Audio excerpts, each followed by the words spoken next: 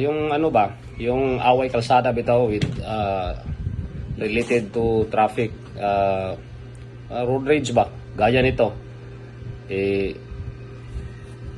Yung ano ba, pakita ka ng baril kung sino ka man. Road rage lang yan, huwag mong gamitan ng baril. Pwede naman yung pag-usapan. Yung sa mga Tagalog, Bisaya ito, ipatranslate nila sa ano, neighbors yung Bisaya.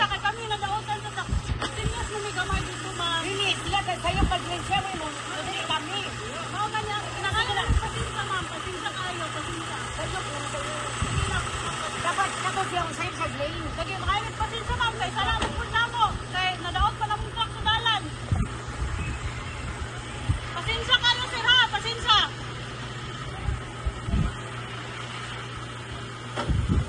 Sige, sige. Abante ma'am. Abante. Abante lang. Kayo na kayo.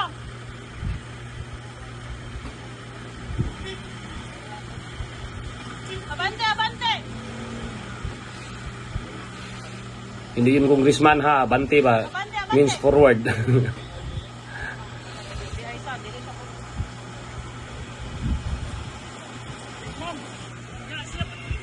Sige, wala man sir, wala man. Sorry kayo sir, sorry kayo yun.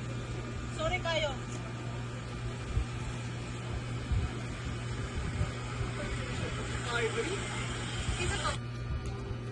Yun na nga eh.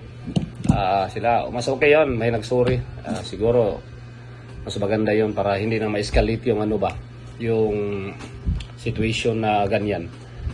Pero sana naman, away traffico lang yun. Sana di na maglabas ng ano, yung baril. Kasi nakakapanik yun eh sa kabilang driver at saka sa mga bystanders din. Paano na lang if mainit din yung ulo ng kabila, baka ano pang mangyari.